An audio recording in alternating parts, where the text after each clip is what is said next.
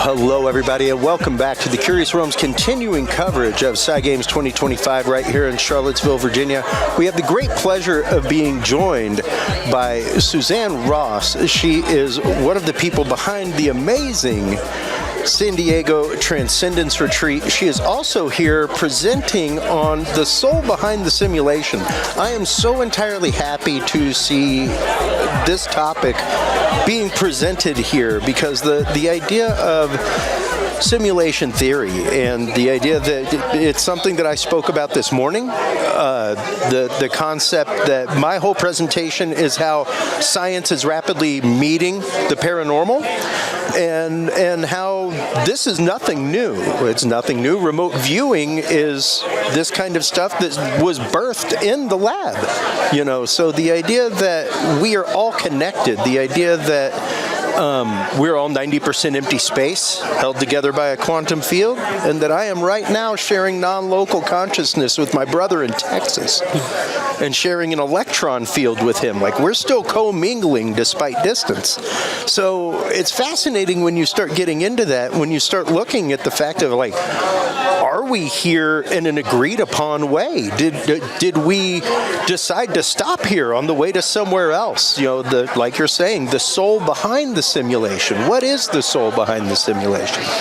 Well, just like you're saying, everything is consciousness, right? Yeah. Here we are in this infinite field of beginningless, endless consciousness. Yeah. And that sort of aligns with Buddhism, infinity, right? Yeah. Everything emerges from this infinite field of consciousness, Yeah. right? And that kind of aligns with emergence theory, and physicists more and more Yeah. are agreeing that consciousness is fundamental. That's right. Yeah. Now, in my friend Rizwan Burke's book, The Simulation Hypothesis, he talks about how everything is information, right? Yeah. And light carries information. That's right. And interestingly enough, in his book, one of the things he talks about is that an ancestor civilization could be running a simulation with us, and here we are as avatars in it. Yeah. Now, I believe that there is a source universe, and he implies that in his book as well, that there's some kind of source for these multiple parallel realities that are taking place. Call it a prime mover, what have you. Exactly. And here we are at the center of creation on this source universe as our source selves. Yeah. And it's really our source self who is projecting all of these multiple aspects of itself into different timelines, into different parallel realities in this thing called space-time. Yeah. Now, why was space-time created? By these existential beings on this universe settled in the eternal now moment, beyond time, timeless, really, is because in this existential universe, you're really just existing. You are. Yeah. Okay, so this space-time game gives us the opportunity to experience in linear time, right, experiences, be experiential instead of just existential. Absolutely. It's a different way to know thyself. Yeah. And to experience love of self and other. And through these experiences then in space-time, right, here we are as avatars. Yep. A projection, reflection of our source self, an aspect of our source self, right? And so I do believe in that sense, our source self is playing a sort of virtual reality game with its avatars in space-time. Yeah, yeah. And once again, a lot of what I talk about, I do a lot of binaural beat therapy. I write a lot of binaural beat music. I'm an audio engineer by trade.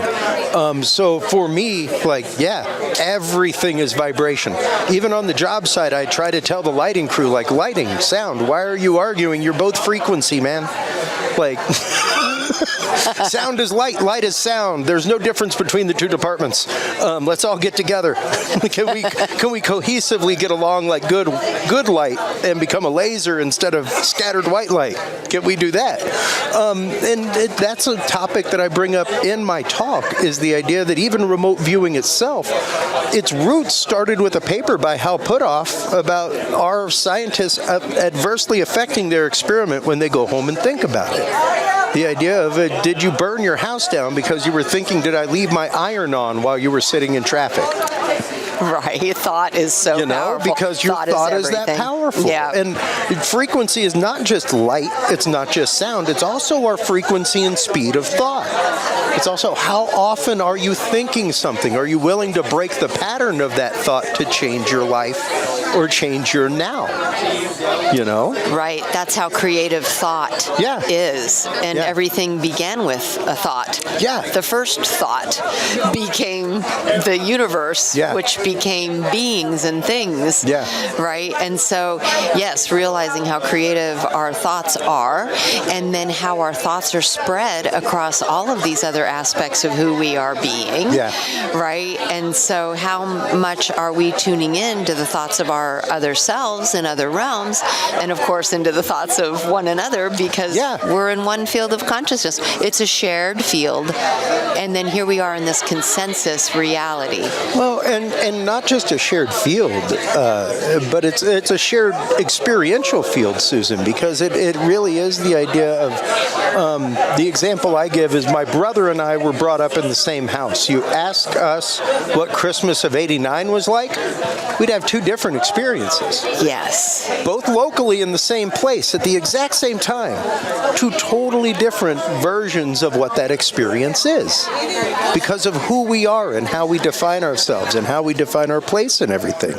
So, that idea of soul, once again, being such an integral part. As somebody who studied philosophy for a long time, I always go back to the Aristotelian prime mover, and just the concept of the Aristotelian imperfect, the idea that we will never be able to attain the perfect chair in this dimension. It won't happen. It will always be imperfect because we'll never be able to make the essay of what a chair is here. It's not going to happen. This is a physical place. It's going to break. It's going to wobble.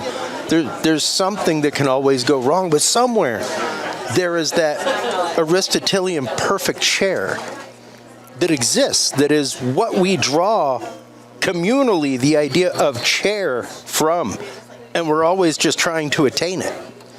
Yes. Can we? Is the question. Be perfect as I am perfect. Can we be perfect? Can we attain that perfection?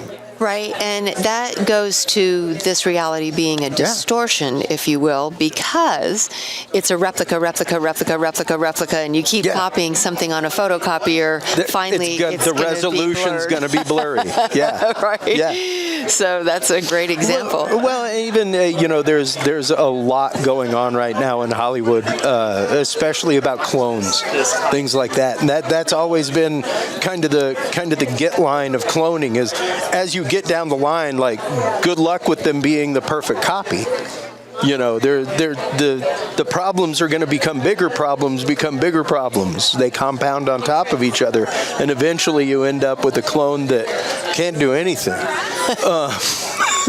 And even with that and tied to remote viewing, I just had Lynn Buchanan on the show. And a few years ago, I love Lynn. I took remote viewing classes from him. He's an amazing individual. When I asked him, probably about 3 years ago at the IRVA conference, had he ever remote viewed alien civilizations? He was like, yes, I have. And he was like, one of the reasons, specifically the Greys, bring things here is because they sacrificed a part of themselves to become a hive mind.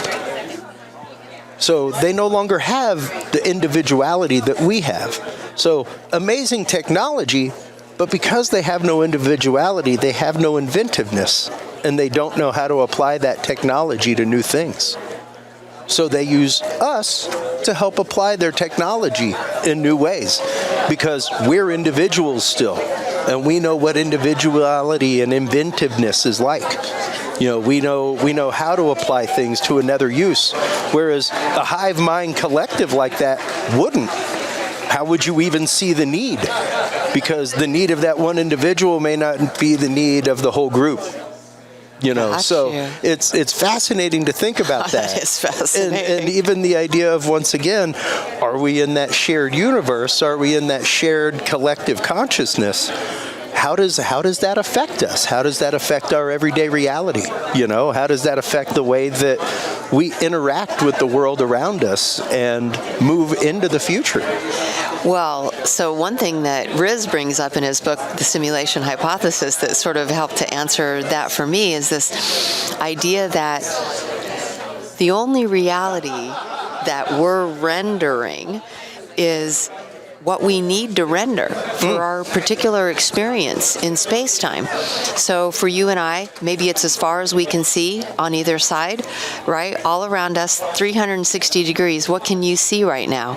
That's all that's being rendered. Yeah. Because that's all you need to see right now for your experience. Yeah. Right?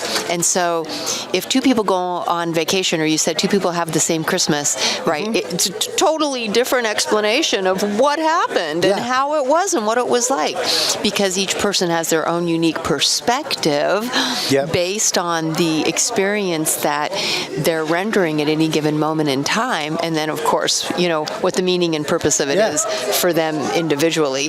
Well, you know, that directly brings us into the conversation of the simulation theory and even of video gaming.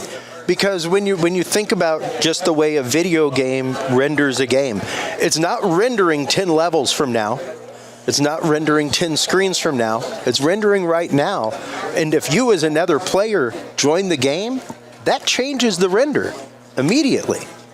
Changes the way it renders that wall over there, because now you're casting a shadow on the wall and you're in front of the wall. So, yeah, like every person that walks into this frame renders the reality in a different way. So that's wow.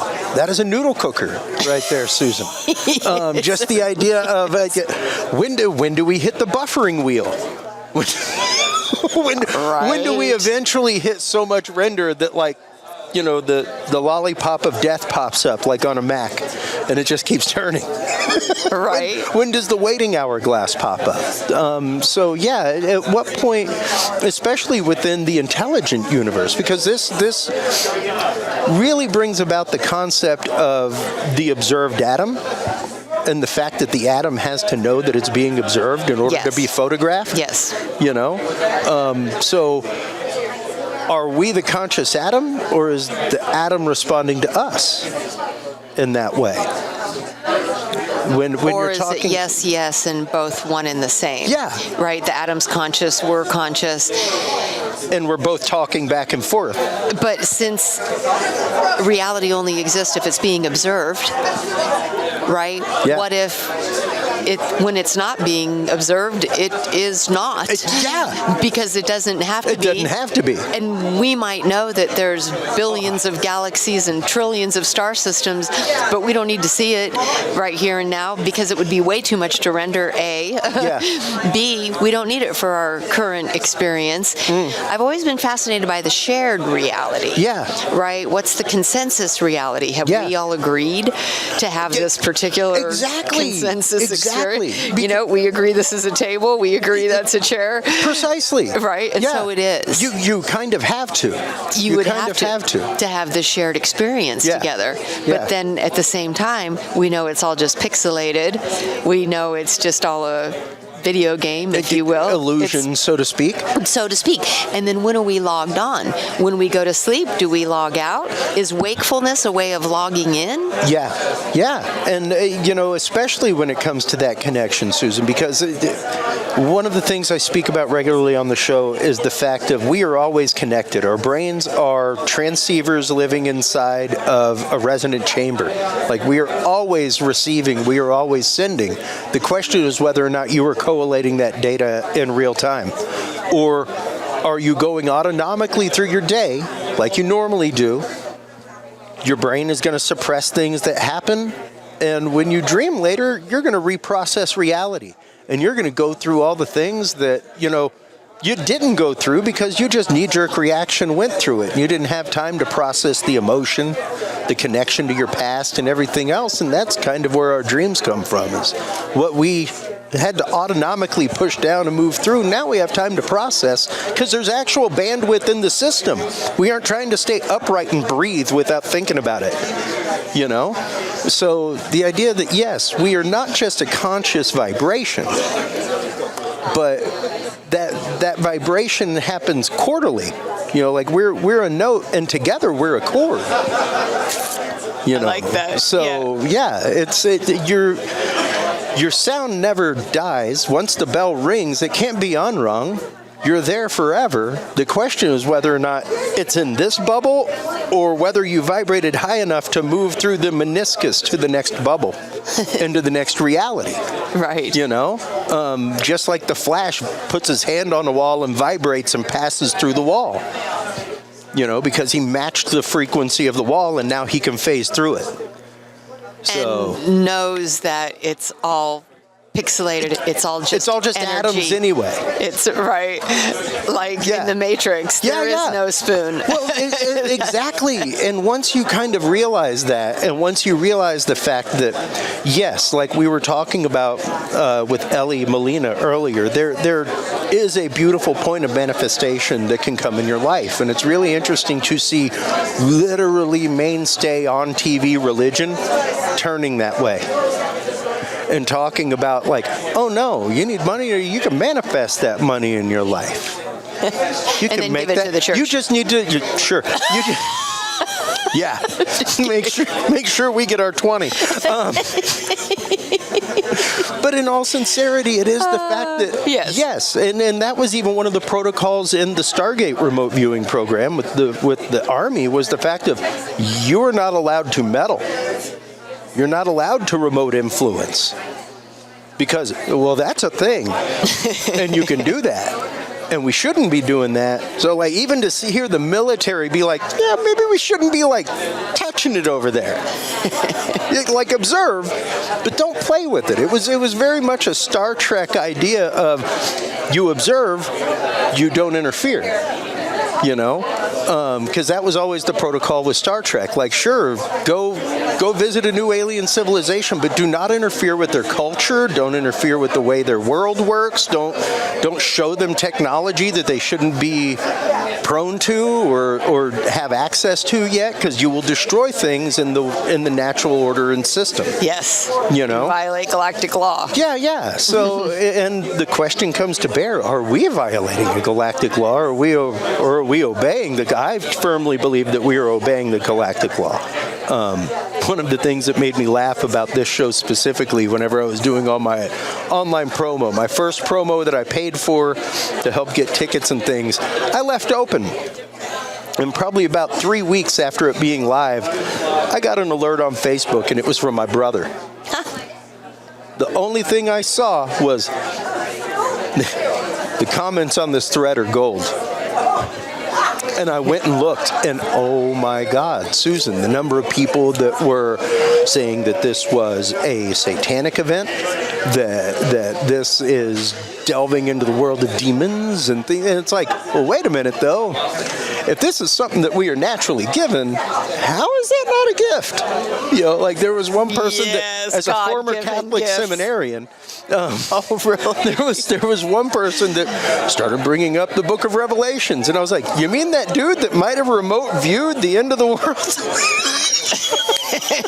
You mean John of Patmos, who had a vision, who was channeling Jesus Christ, who may have actually just been remote viewing, right? And wrote it down, wrote it down, right? Because it was the revelations of Christ. I mean, there's so much channeling, so much remote viewing, so much paranormal in the Bible. Yeah, well, and it's also just one of those, like, if this is something that is innate and latent, and we all have it, God-given, that is far from any kind of divination at that point. That is no different than you walking up to a roller coaster and feeling something squirrely in your stomach. Like, yeah, you're about to experience something. You may be getting some anticipation.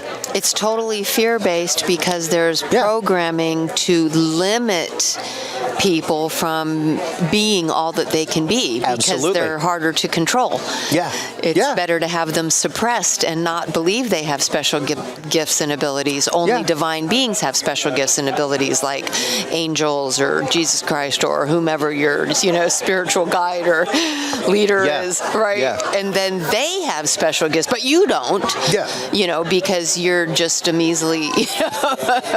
Well, and I regularly bring up Kabbalah when it comes to this, just simply because of the teaching that there's a teaching in Kabbalah that the whole reason that we as humans hold the power that we hold is because we amongst creation were uniquely breathed into by the Creator. And because that Creator spoke the world into being, we can speak into being. Absolutely. So that's where manifestation comes from. That's where all of this comes from, because we uniquely vibrate in the same way as the Creator in that kind of way. Exactly. So we're all aspects of God. Yeah. God is experiencing through Exactly. us as us. Yeah. Yeah. Right? Who is Precisely. the one projecting this whole game? Yeah. Is God. Yeah. So we're all God's avatars. Exactly. And that quite literally brings us to the pivot point of this amazing event. Thank you. See how that's done? That was Tell us a little bit great leeway. about this Transcendence Retreat that is going on in San Diego, because it sounds like an amazing event. You have some great speakers there. Rizwan's going to be there, all kinds of fun stuff. And Mark Anthony, we have interviewed him at the International Association of Near-Death Studies conference. Yes. And it really looks amazing. How did this conference come to be? What's it all about? Thanks for asking. I started doing conferences in Sedona, where I lived for 10 years, Okay. in 2015. And we just had, in March, our 10th anniversary event there in Sedona. Wow. It's called the Sedona Ascension Retreat. Yep. It's become Very familiar. Are you? Very familiar Well, with you've it. gotta I'm good come to friends that with one, Brad too. Olson. So Oh. he's been on my show numerous times. Brad He's an amazing is guy. a near and dear friend Yeah. of me and my whole family. Oh, wow. He's considered a family member. I love Brad. Brad's great. The gentle giant. Yeah. Anyways, yes, so we've been doing that in Sedona for 10 years. I just moved Wow. to San Diego. I thought, hey, let's do one in San Diego. So I'm doing the Incredible. San Diego Transcendence Retreat. And It's, you have some great speakers lined up. What is the overall theme of the year? Thank you. So the theme is transcendence. And if you look up what transcendence means, it means going beyond the ordinary. That's right. Right? It's the extraordinary. Yeah. So like the Psi-Games event, That's right. people are activating their special gifts, abilities. The presenters and speakers are teaching wisdom and knowledge to advance and evolve us into the next higher dimensional plane. Evolution is an impulse, Yeah. right? We are destined to evolve. But if we make an effort to consciously evolve, That's right. we can catapult into the next level of the game. Yeah. So it's about mastering the game. What is the game here in 3D? Duality, right? Let's master the 3D game of duality by balancing light and dark, and let's advance to the next level of the Yep. game. Yep. What level is that? 5D. What's the transition? 4D. We're in Yeah. that now. We have Absolutely. the opportunity to take a quantum leap into the next higher dimensional plane. And people like these presenters, these performers, they've dedicated their life to the awakening and ascension of humanity. And so that's what we're going to be doing at this event. Dahlia and her beautiful daughter Lidu will be doing mind, sight, and telepathy. World-renowned channeler of Bashar. Oh, Daryl awesome. Anko will be there teaching a workshop. Yep. So join us in San Diego also, because we are in San Diego. We're going to go out on the bay. Oh. Big paddle wheel boat. We're going to go on this Awesome. paddle wheel boat. We're going to tour the bay. There'll be entertainment. We'll have a sky watch on the rooftop observatory deck. Nice. So it'll be great. Yeah. And events like that, events like this, I think are so entirely important, because they really do. For me, it's about community, and it's about. I just had a guest on recently, and I have come up with my own protocols, but the idea of normalizing paranormal and making it so that this is accepted, because once again, like I am a big fan of the shift from UFO to UAP, for instance, because UAP brings phenomenon into it, And that's actively a part of the scientific data set. So like whether scientists like it or not, we have now dragged you kicking and screaming into the conversation. Because if you can't get rid of the phenomena in your data set, we've got a problem. But at the same token, as researchers and as experiencers, we have to understand that if you're seeing something in your backyard 4 nights a week, it may have left the definition of paranormal at that point, and now it's just normal. So we have to be willing to accept that as well. We have to and fully understand that even given data that explains an experience, that does not remove the beautiful experience that you had that made you question the reality, that literally somebody shoved a crowbar into your keyhole and widened it. is the phrase that I use, because it's normal. Wondering for a minute where you were going. Well, with it's normally what keyhole. Well, our perception of reality and these things normally do not change with ease. It's an ontologic shock that happens. It's an experience that happens that makes you question everything you know to be when it happens. So the idea that the tiny keyhole that you've been looking at reality through, somebody has now come up with a crowbar and widened it to the size of a soda can, just because the picture you took has been explained does not remove that experience. It doesn't remove the experience. It doesn't remove the moment of question. And those are literally the first 2 steps in the scientific process. Experience and observation, questioning what you just saw and observed.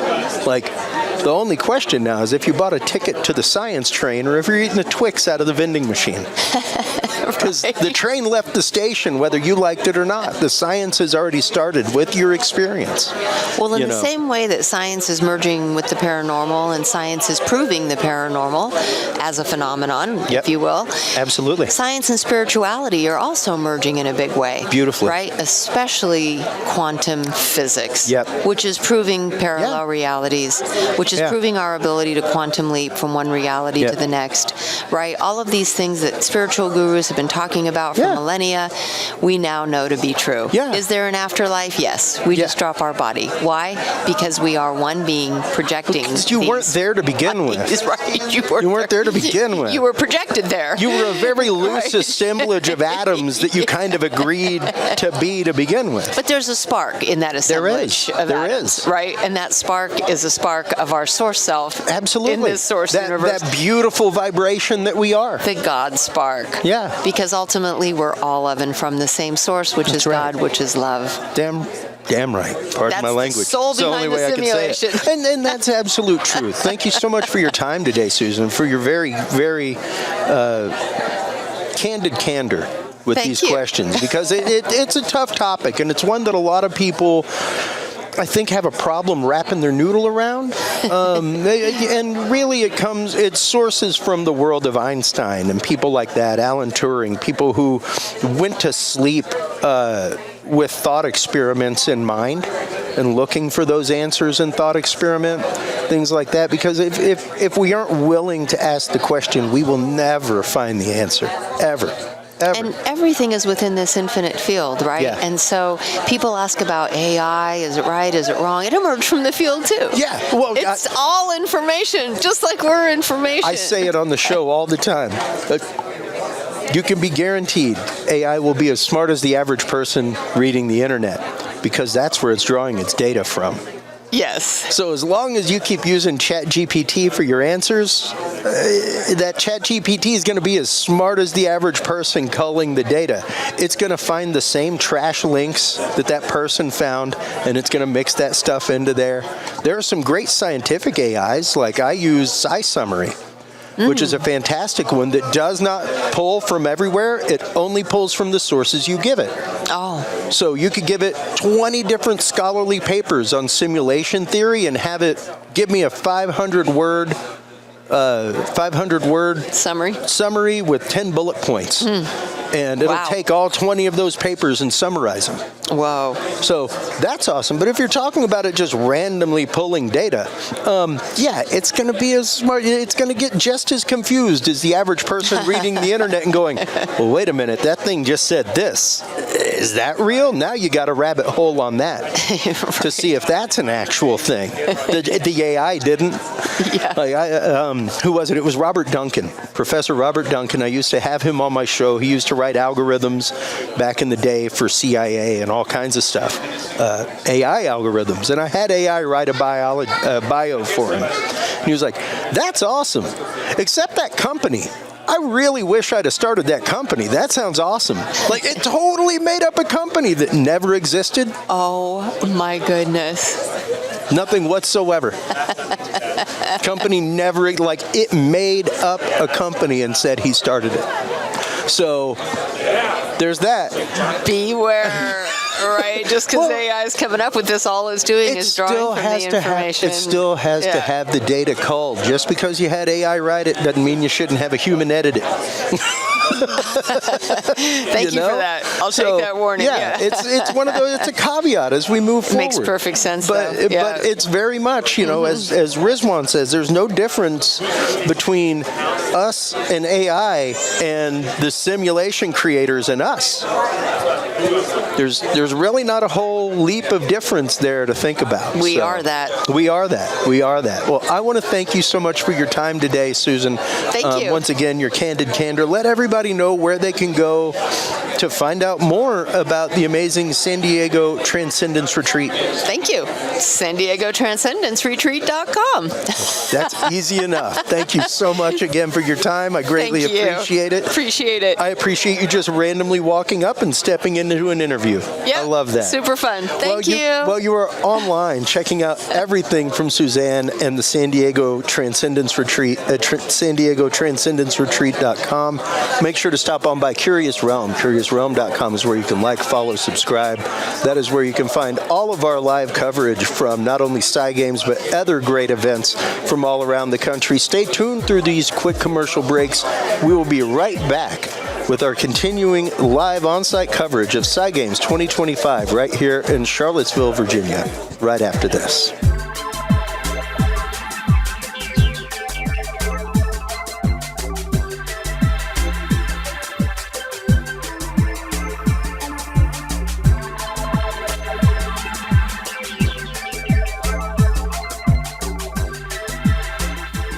The key to good science is good